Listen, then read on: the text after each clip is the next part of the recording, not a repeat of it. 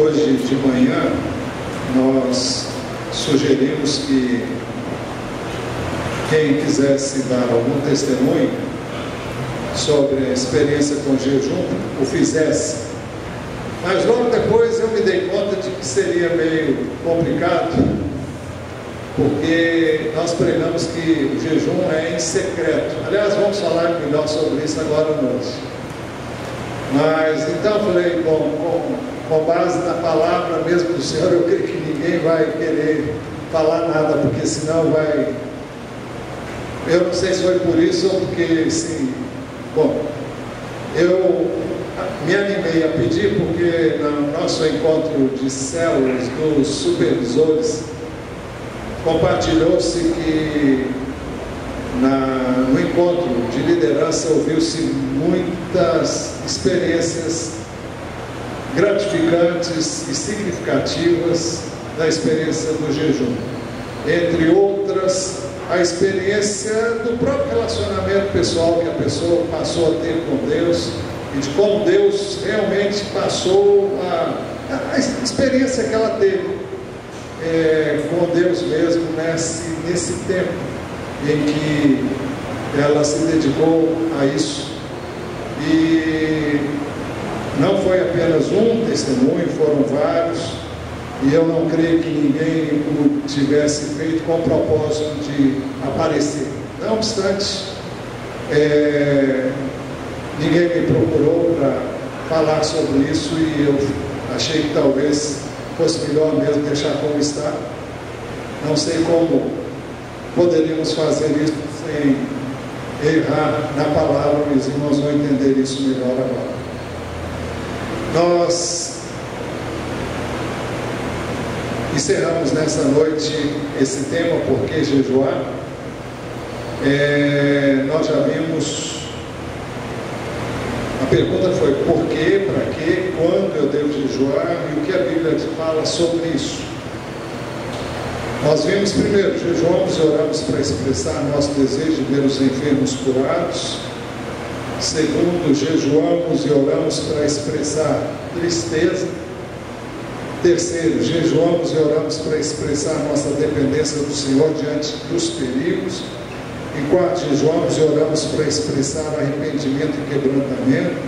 Em quinto lugar, vimos que jejuamos e oramos para expressar arrependimento, acompanhado de mudança de pensamento e de atitude em relação ao pecado. Em sexto lugar, vimos que jejuamos e oramos para expressar arrependimento e para pedir perdão em favor da nação. Em sétimo lugar, vimos hoje de manhã que jejuamos e oramos para expressar nosso anelo pelo Senhor. Agora nós veremos em oitavo lugar que jejuamos e oramos para expressar dependência do Senhor para expulsar demônios. Marcos 9, 28. Depois de Jesus ter entrado em casa, seus discípulos lhe perguntaram, em particular, por que não conseguimos expulsá-lo? Isso aconteceu depois que Jesus foi transfigurado diante de Pedro, Tiago e João. Quando eles desceram do monte, chamado da transfiguração, eles encontraram um menino que era tomado pelo inimigo, e os discípulos que estavam esperando os três que haviam subido com Jesus ao monte, não tinham conseguido expulsar aquele demônio, e eles perguntaram por que eles não puderam expulsá-lo. Jesus respondeu, essa espécie só sai pela oração e pelo jejum. Por isso nós dissemos e dizemos agora que jejuamos e oramos para expressar a dependência do Senhor para expulsar demônios. Nenhum de nós está apto em nós mesmos para expulsar nenhum demônio. Eu digo que você, como homem, não pode fazer isso. Nenhum de nós pode fazer isso. É por isso que sempre que o fazemos, nós fazemos isso no nome de quem pode. E quem pode é um só. E esse nome é Jesus. Então, eu e você não temos em nós mesmos condições de lutar contra os poderes das trevas. Não temos mesmo. Só tem um que pode ganhar essa batalha, e esse é Jesus. E nós só podemos ganhar essa batalha no nome dele. Mas onde entra o jejum? O jejum entra em você se humilhar diante de Deus, reconhecer a sua incapacidade, a sua total inadequação em fazer isso por si mesmo e depender totalmente do Senhor. Ao mesmo tempo, nós entendemos que, pelo que Jesus falou, existem determinados tipos de demônios, poderes, principados, que requerem que você realmente se humilhe diante de Deus e ore. Ore por você, ore para que Deus haja sobrenaturalmente naquela situação, para que a pessoa então venha a ser liberta. Pessoas que trabalham com libertação têm vida de jejum e oração. Não há como realizar esse trabalho sem esse tipo de procedimento.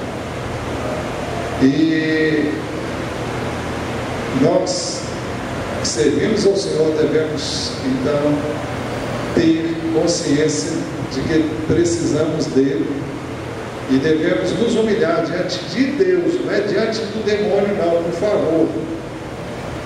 A gente não se humilha diante do demônio, nós nos humilhamos diante de Deus e oramos em nome de Jesus, e em nome de Jesus expulsamos os demônios.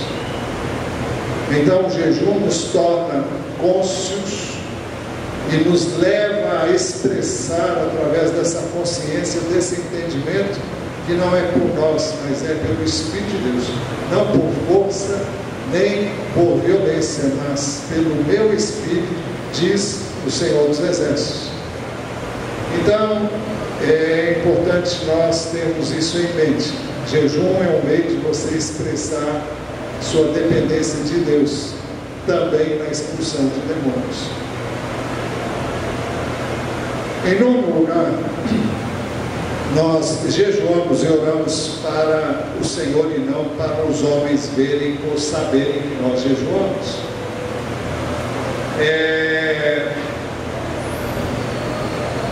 Eu vi, e muitas pessoas estavam empolgadas com a experiência do jejum. Mas se há algo que você... Aliás, as pessoas que vieram até mim estavam sorrindo até, estavam alegres, estavam felizes. Eu não sei se elas estavam em jejum naquela hora, talvez não. Mas Jesus diz assim, vamos ver. Primeiro, o jejum entre os fariseus era público e todos ficavam sabendo quem jejuava. Marcos 2,18 diz assim: os discípulos de João e os fariseus estavam jejuando. Algumas pessoas vieram a Jesus e lhes perguntaram: por que os discípulos de João e os dos fariseus jejuam, mas os teus não? Fica notório que todo mundo sabia que os discípulos de João e um dos fariseus jejuavam. Por quê? Porque eles os viam e sabiam-nos jejuando. Hoje de manhã nós falamos que ao levar a igreja, encorajar a igreja como um todo a jejuar, nós queríamos que todos estivessem jejuando nesse período, abstendo-se de uma refeição, abstendo-se de duas, quantas você quisesse, ou abstendo-se de algo que você gostasse muito de fazer durante aquele período. Bem, mas nós não quisemos e nunca perguntamos para você se você estava em jejum. Nunca fizemos não criamos nenhuma situação para que você se manifestasse se estava ou não. E nunca faremos isso. É algo seu com Deus. Que hora que você faz, como você faz, se não faz.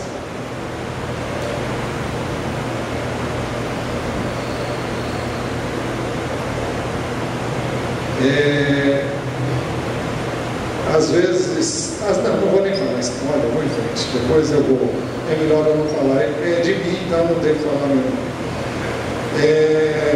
Jesus ensinou que o jejum deve ser praticado em oculto.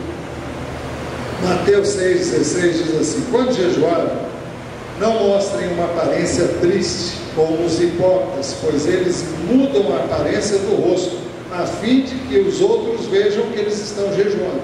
Ah, eu jejuo, viu? Ah, como é que eu estou? Está vendo como é que eu estou? Um rosto triste, um rosto acabado, um rosto, cabelo desalinhado, ou qualquer coisa dessa natureza. Quando jejuarem, não mostrem uma aparência triste, como os hipócritas, pois eles mudam a aparência do rosto, a fim de que os outros vejam que eles estão jejuando. Eu lhes digo verdadeiramente que eles já receberam sua plena recompensa. A recompensa de quem jejuou para os outros verem é a recompensa dos outros verem, só isso. Essa é a recompensa deles. Jesus chama esse jejum de jejum hipócrita. Por quê? Porque ele não atinge os propósitos de Deus com o jejum. Não é para você se exibir. Olha, eu jejuo, ou eu, como nós vimos hoje de manhã, eu jejuo 2 vezes por semana, dou o dízimo de tudo. Ah, quer dizer que não deve jejuar? Quer dizer que não deve dar o dízimo? Não.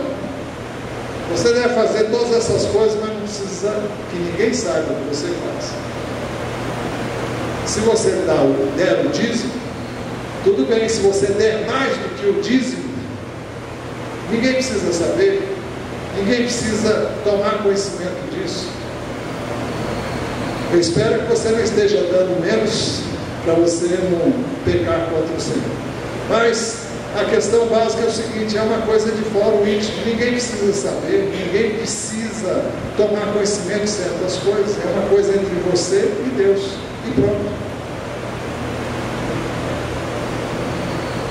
Jesus fala de pessoas que mantinham uma aparência quase que desfigurada. Eu não sei se você já viu alguns, eu não vou mencionar nome, não vou mencionar qual é a igreja, mas se você, eu creio que não vai ser muito difícil você detectar, mas não precisa nem comentar com ninguém, por favor. Mas você já viu determinados religiosos que têm aquela aparência de piedade, falam de Deus assim com uma voz de piedade, de santidade? Você crê que isso é santidade? O que é santidade? Santidade se revela numa vida normal. Aquele que vive uma vida normal é um homem exposto aos mesmos sentimentos, às mesmas tentações, às mesmas coisas. É uma pessoa normal que deve viver uma vida de santidade. Santidade não se expressa em palavras assim, eu não sei, piegas, palavras que aparentam espiritualidade. Isso aí é hipocrisia. Então não é por aí, não é porque eu tenho gestos piedosos, não é porque eu tenho uma aparência de piedade que eu sou piedoso. Então a piedade, e piedade significa devoção a Deus, não se revela por atos exteriores, nem por palavras, nem por expressões que cada um pode ter ou buscar ter para aparentar algo que na realidade nem sempre é verdadeiro. Então Jesus condenava aqueles que queriam realmente aparecer. Jesus falou daqueles que buscavam de algum modo notoriedade no meio do povo, queriam se notabilizar como pessoas espirituais. A verdadeira espiritualidade, ela é interior e ninguém tem que saber. Exatamente por isso Jesus continuou dizendo: ao jejuar, arrume o cabelo, no grego, unja a cabeça. É aquela aparência de alguém que acabou de tomar banho e o cabelo está molhado. Isso significa que você está limpo, você está arrumado. Naquela época usava-se ungir a cabeça com óleo E óleo não é esse óleo de cozinha não, viu? É azeite, normalmente era azeite, porque acho que era isso que se usava. Não, talvez não fosse não. Eu creio que não devia ser não, porque usava-se até perfumes e outras coisas, mas eu não sei. Para lhe dizer a verdade, isso aqui eu estou chutando. Eu acho melhor não chutar não, é melhor ficar quieto. Então, arrume o cabelo, ou unja a cabeça e lave o rosto. Tem uma aparência limpa, uma aparência de quem está bem. Você sempre está bem depois de você tomar um banho, no mínimo de lavar o rosto. Você tem uma aparência boa, para que não pareça aos outros que você está jejuando. Ninguém precisa saber. Tem algumas pessoas que gostam de perguntar.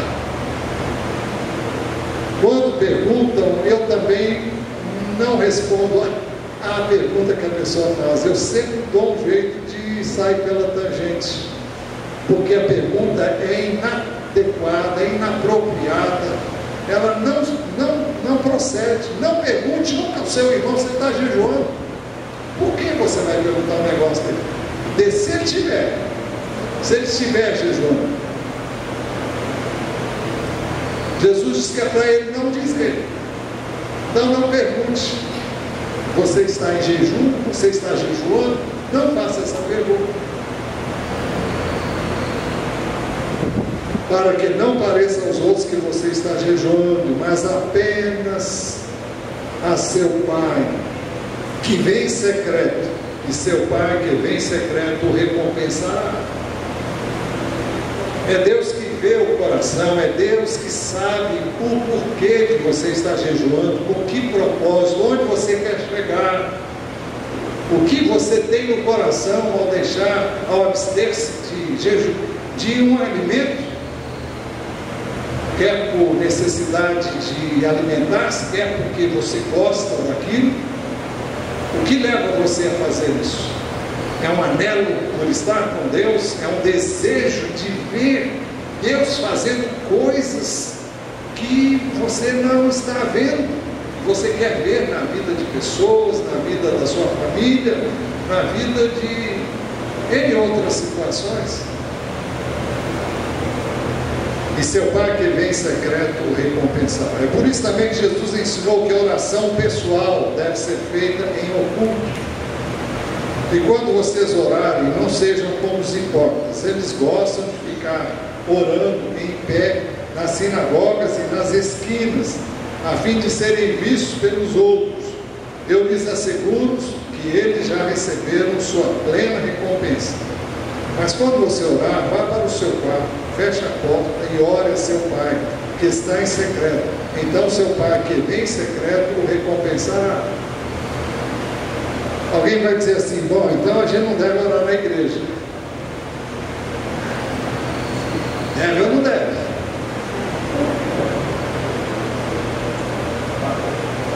Claro que deve. O que nós não temos é que orar para que as pessoas vejam como eu oro bem. Vocês podem não acreditar, mas eu prefiro orar no meu quarto que orar aqui.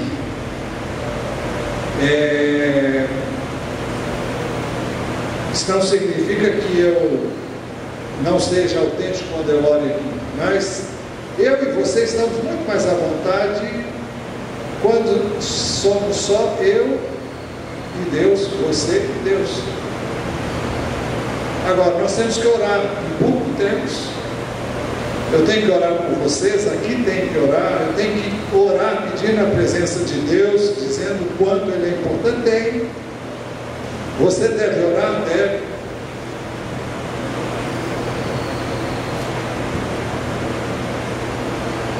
Eu acho difícil alguém vir orar aqui de forma hipócrita, porque normalmente quando se vem orar aqui, as pessoas têm até dificuldade de orar.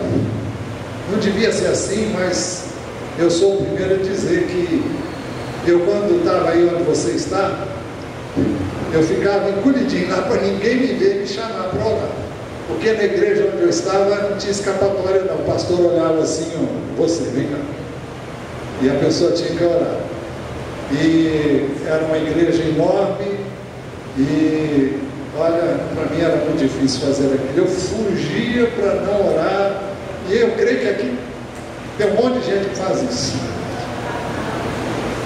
Mas você precisa aprender a orar, porque muitas vezes vão pedir para você orar numa situação onde você vai ter que enfrentar o público, e você vai ter que vencer essa barreira e vai ter que orar.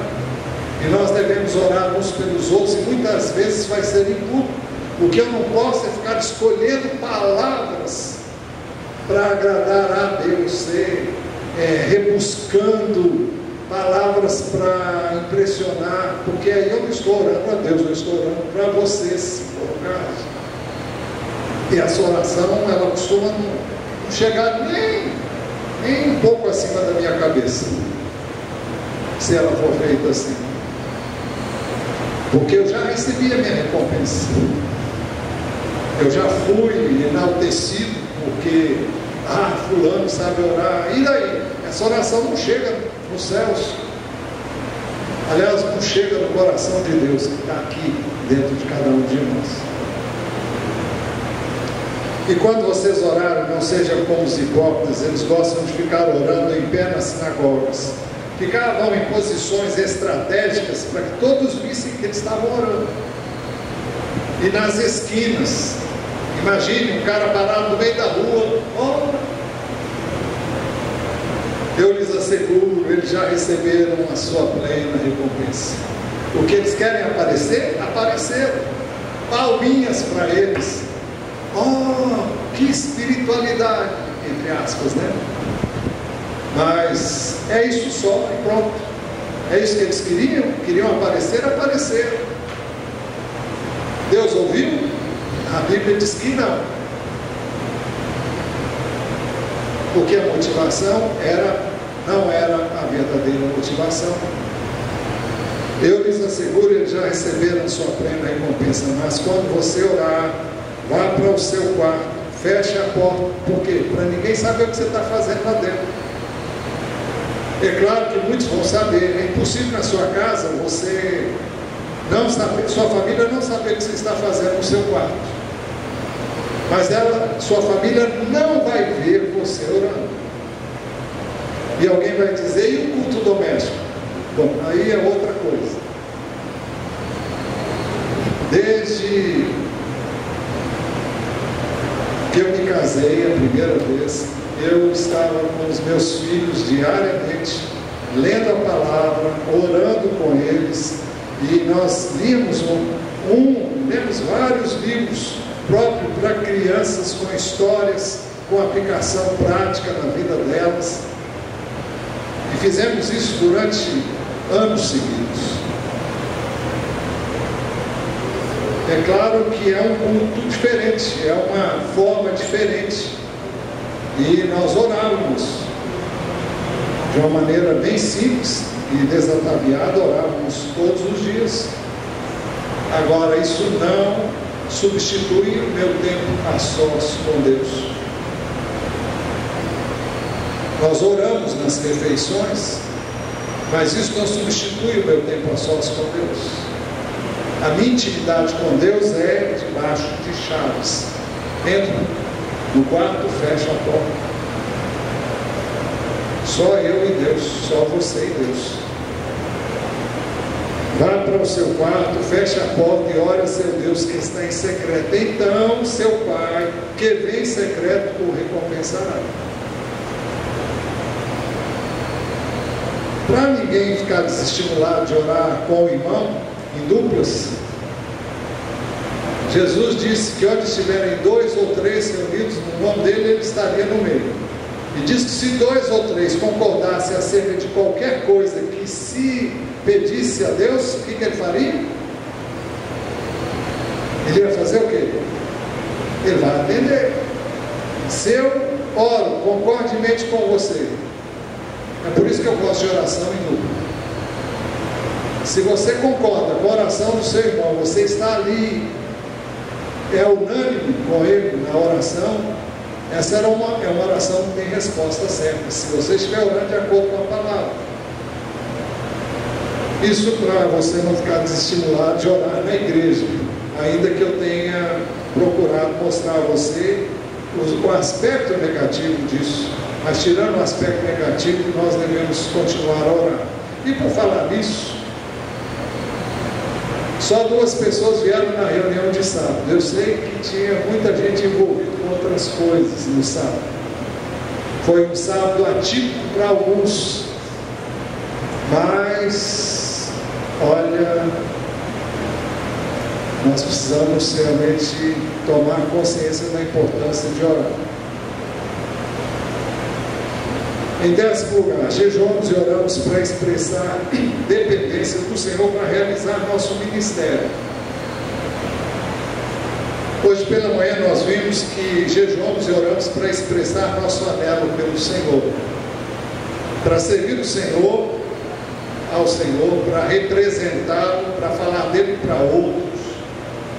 Eu e você precisamos amá-lo, nós precisamos estar com ele, ouvir a sua voz através das Escrituras e do Espírito de Deus. E por isso, antes de enviar os seus discípulos para pregarem o Evangelho, para falarem acerca dele, Jesus, ele os chamou primeiro para estar com ele. Marcos 3 diz assim: Jesus subiu a um monte e chamou a si aqueles que ele quis. Marcos não diz, mas Lucas diz que Jesus passou a noite inteira orando. E no dia seguinte aconteceu o que está aqui em Marcos. Subiu a um monte e chamou a si aqueles que ele quis, os quais vieram para junto dele. Aqueles que ele chamou vieram para onde? Para junto dele, para junto dele.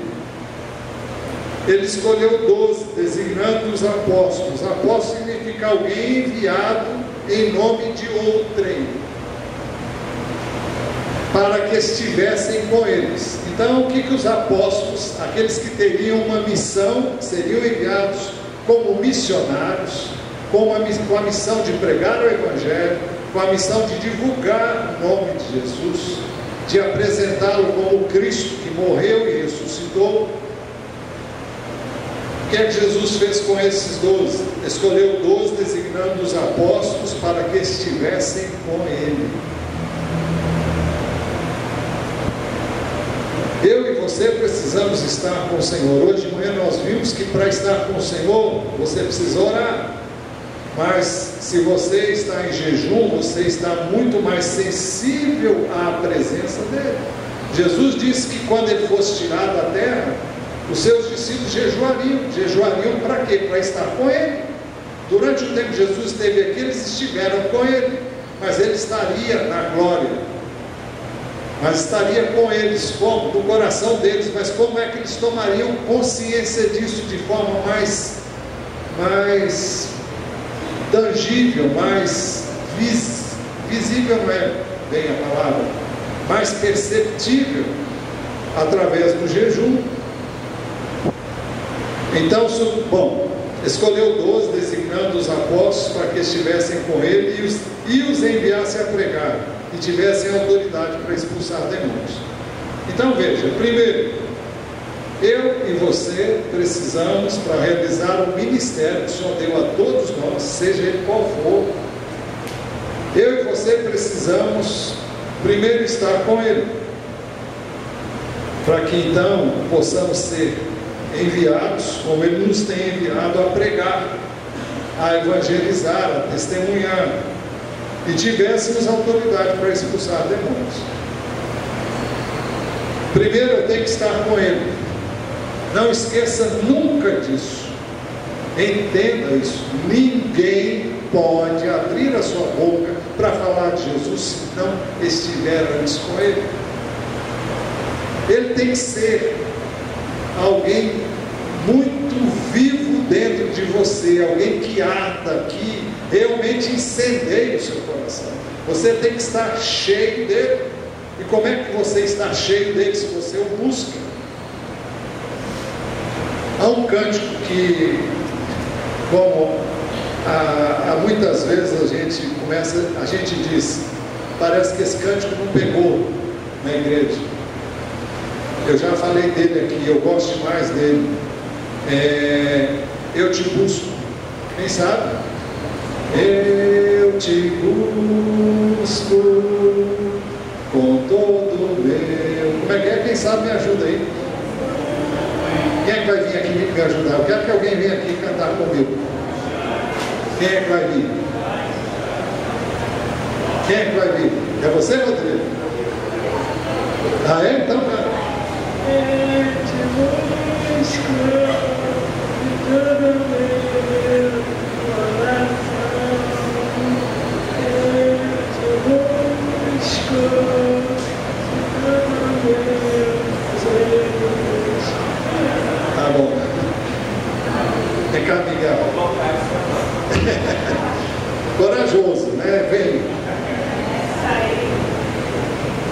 Mas vamos cantar?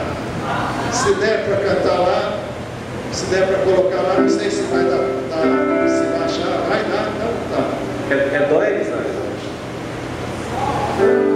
Sol?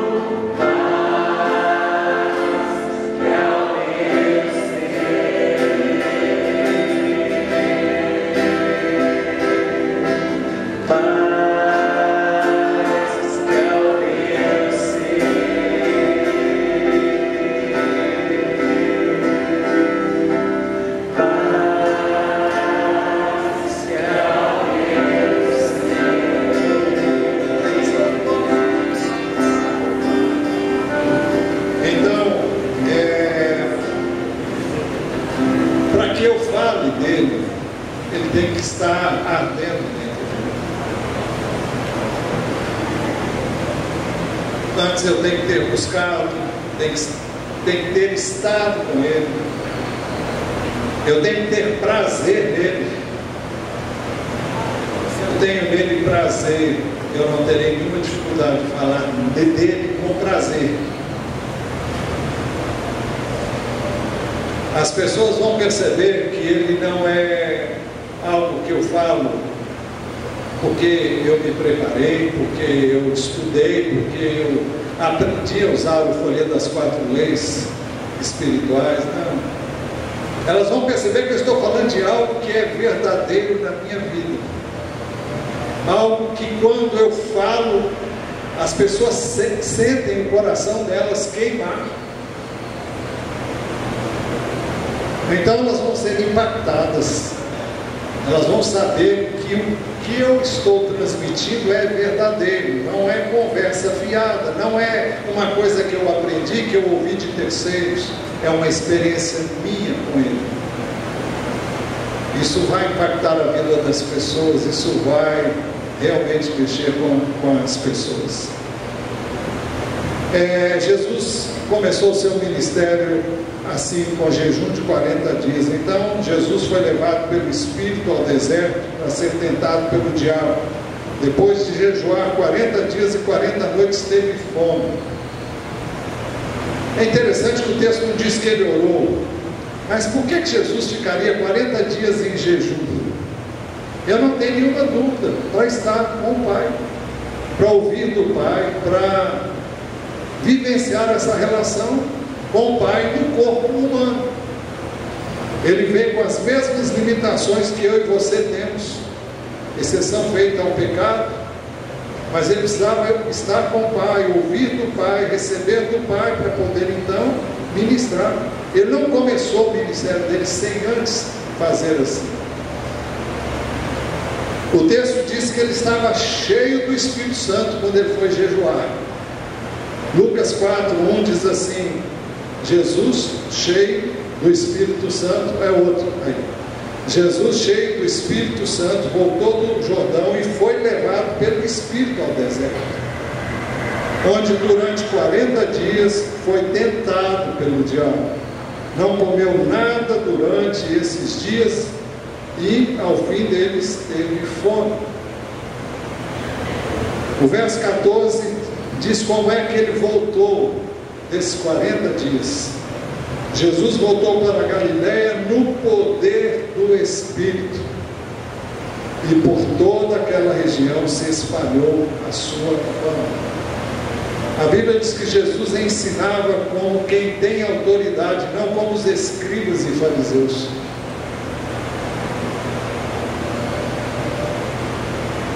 A autoridade de quem está com Deus, de quem vive com Deus, de quem conhece a Deus, é diferente daqueles que sabem falar de Deus, mas não têm comunhão com Deus. Foi por isso também que o apóstolo Paulo jejuou. 2 Coríntios 6:3, ele diz assim: não damos motivo de escândalo a ninguém, em circunstância alguma, para que o nosso ministério não caia em descrédito. Ao contrário, somos como servos de Deus, recomendando-nos de todas as formas, em muita perseverança, em sofrimentos, privações e tristezas, em açoites, prisões e tumultos, em trabalhos árduos, noites sem dormir e jejuns.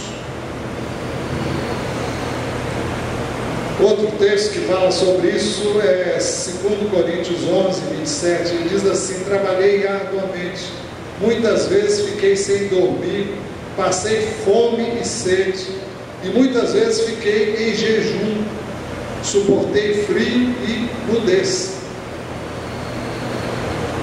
Por que o apóstolo está dizendo essas coisas? Porque havia entre eles pregadores que diziam que a vida cristã, quem tem em Cristo não tem problemas, não passa por dificuldades, não experimenta tribulações. E Paulo chama essas pessoas de falsos apóstolos. E ele diz que trazia no corpo as marcas de Cristo, as marcas de quem realmente é enviado em nome de Cristo. Se você quer realizar as obras de Cristo, você vai passar por experiências semelhantes a dele, as que ele passou. Ele foi açoitado, como Jesus foi açoitado. Eu não estou dizendo que você vai ter que ser açoitado, mas Paulo foi açoitado. O Senhor que apareceu a ele disse que ele, assim como ele havia perseguido a igreja, ele também seria perseguido. e caberia a ele experimentar na pele aquilo que outros estavam experimentando por causa da perseguição dele. E Paulo experimentou depois tudo aquilo que ele aplicava na vida dos que queriam seguir a Jesus, antes de conhecer Jesus, né? Muito bem, através do jejum nós expressamos a Deus a nossa fraqueza, a nossa incapacidade e dependência total de Deus. Segundo Coríntios 12, ele mesmo diz: mas ele me diz, minha graça é suficiente para você. Paulo estava passando por situações em que ele sentia-se totalmente fraco. E eu penso que é um caso aqui de tentação. E cá com os meus botões eu tenho a minha maneira de entender que tipo de tentação que era, mas eu não me atrevo a dizer porque a Bíblia não diz. Pois o meu poder, minha graça é suficiente para você, pois o meu poder se aperfeiçoa na fraqueza. Essas foram as palavras de Deus a ele. Então ele diz: portanto eu me gloriarei ainda mais alegremente em minhas fraquezas, para que o poder de Cristo repouse em mim. Por isso, por amor de Cristo, regozijo-me nas fraquezas, nos insultos, nas necessidades, nas perseguições, nas angústias, pois quando sou fraco é que sou forte. Por que estamos citando esse texto se ele não fala de jejum? É que o jejum nos leva a ter consciência da nossa fraqueza. Por que é o jejum? Porque eu sei que eu me sinto fraco, eu me sinto incapaz, eu me sinto totalmente impotente para realizar a obra de Deus. Isso é mal, isso é muito bom. Quanto mais fraco você se sentir, quanto mais incapaz você se sentir, melhor. Deus não usa ninguém que é super capaz, que é autossuficiente, que tira de letra todas as coisas. Essas pessoas Deus não consegue usar. Deus usa o fraco. Nós cantamos hoje um cântico aqui, como é que é? O fraco, como é que é? Diz o fraco, como é que é? Sou forte pelo Espírito de Deus. O fraco se sente fraco, mas ele se sente forte pelo Espírito de Deus. Quando é que vem quando é que ele se sente forte? Quando ele reconhece a sua fraqueza e quando ele se sente fraco. Então Deus revela que ele é forte nele. Deus revela que ele pode nele. Então é muito diferente quando você sente a sua fraqueza, tem consciência dela, quando você não diz isso só da boca para fora, mas você sabe, porque você sabe mesmo que você não está com nada, mas você quer ser servo de Deus, quer fazer a vontade dele, então ele vai revelar o poder dele, e você não vai pensar que é você vai saber que é ele, e você vai dar glória para ele, porque não tem como. Você sabe que você não faria aquilo de jeito nenhum. Você sabe que você não falaria assim, que você não agiria assim. Você sabe que você é medroso. Você sabe que você não tem coragem nenhuma. Você sabe que você treme nas bases. Você sabe que não dá conta de fazer a obra de Deus. Porque quem pensa que dá, está pensando errado.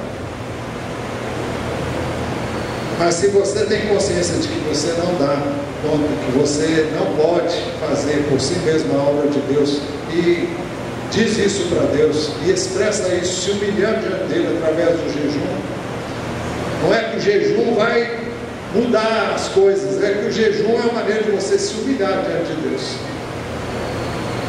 Por isso mesmo, em 11º lugar, jejuamos e oramos para expressar nossa dependência de Deus, para anunciar o Evangelho de Jesus.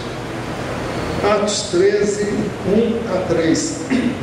Na igreja de Antioquia havia profetas e mestres: Barnabé, Simeão, chamado Níger, Lúcio de Cirene, Manaém, que fora criado com Herodes, o tetrarca, e Saulo. Nós podíamos dizer que só temos fera aqui, se é que podemos assim dizer, né? Barnabé, pessoa de notoriedade no contexto do início da igreja. Simeão, esse eu não conheço. A Bíblia não fala muito sobre Luz de Cirene também não, Manaém também não, porque fora criado com Herodes. O tetrarca e Saulo. Então, na realidade, nós conhecemos aqui dois, que a gente podia chamar de fera, se é que podia chamar. Barnabé e Saulo, que veio se chamar Paulo. Mas os outros deviam ter alguma notoriedade como pessoas de Deus. Agora, o que essas pessoas estavam fazendo? Enquanto adoravam o Senhor e jejuavam. É interessante que o texto diz que eles estavam em jejum. E aqui nós temos uma alusão a um jejum coletivo, ou destas pessoas ou da igreja toda, não sabemos exatamente. Enquanto adoravam o Senhor e jejuavam, o que aconteceu? Disse o Espírito Santo. Para que a gente jejua? Para ouvir Deus. Separem-me Barnabé e Saulo para a obra a que os tenho chamado. Então nós vemos aqui Paulo, Barnabé e Saulo sendo chamados para uma obra. Que obra era essa? Era a obra missionária. Eles saíam, a partir dali ia começar as viagens missionárias do apóstolo Paulo. Começaria com Barnabé, depois seria feito com Silas, depois com Timóteo, e depois com um monte de outras pessoas que se agregaram a eles. Agora o texto diz assim: depois de jejuar e orar, impuseram-lhes as mãos e os enviaram. Eles estavam jejuando e orando. Eles não estavam jejuando e orando, eles estavam adorando o Senhor e jejuando. Eles estavam buscando o Senhor, para estar com o Senhor. E foi quando eles estavam buscando o Senhor pelo prazer e para estar com o Senhor, que o Senhor se revelou a ele e o chamou para o ministério. Quando eles foram chamados para o ministério, o que é que eles fizeram? Jejuaram outra vez. Depois de jejuar e orar, esse jejuar e orar aqui não é o mesmo jejuar e orar do verso 2, do início do verso 2, porque é um jejum e oração agora para imposição de mãos sobre eles. Impuseram-lhes as mãos e os enviaram. Antes eles estavam orando para estar com Deus, agora se humilharam diante de Deus para enviarem Paulo e Barnabé. Eles iam com uma missão, o Senhor os comissionaram.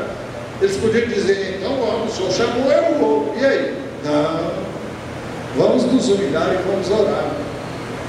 A igreja se humilhou, buscou, impôs as mãos sobre eles e eles foram.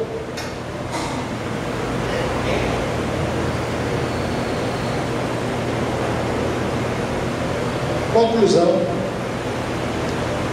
para exercer o seu ministério, para compartilhar a sua fé com outros, você vai precisar muitas vezes humilhar-se, jejuar e orar. Repetimos, não por mero exercício religioso, mas para você estar com o seu Senhor, para adorá-lo em espírito e em verdade, ouvir o que Ele quer lhe falar, expressar sua dependência dEle e pedir sua graça para servir. E eu diria, para falar de Jesus, para testemunhar de Jesus. Eu espero que esse chamado que fizemos à igreja para 21 dias de oração tenha sido o começo de um propósito que cada um vai fazer consigo mesmo, ou quem sabe a sua célula. Terminou os 21 dias, mas agora a gente não precisa jejuar nem orar mais. Será que não? Eu não diria isso. Eu não penso assim.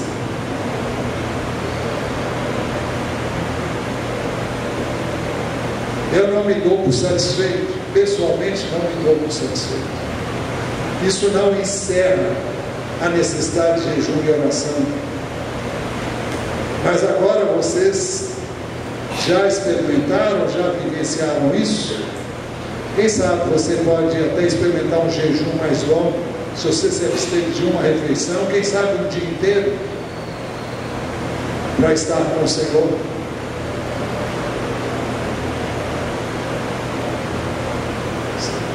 Se a sua célula se sentir desafiada a algo mais ousado, que requer intrepidez, por que não vejam, vocês não se reúnem e vejam a possibilidade de, como célula, vocês estarem buscando juntos o Senhor, ou cada um na sua casa, mas com o mesmo propósito, para que num determinado momento vocês estejam indo ao encontro dos perdidos, ou indo em busca dos que estão nas trevas.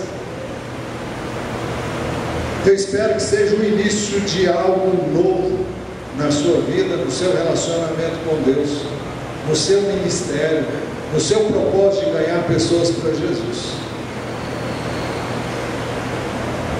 Eu espero que as coisas não parem aí, eu espero que as coisas não terminem aí, mas que seja o início de algo muito maior na sua vida, na vida da igreja, na vida da sua célula, e de onde você for e andar, com o propósito de alcançar pessoas para Jesus. Se vocês podem dizer amém, digam amém.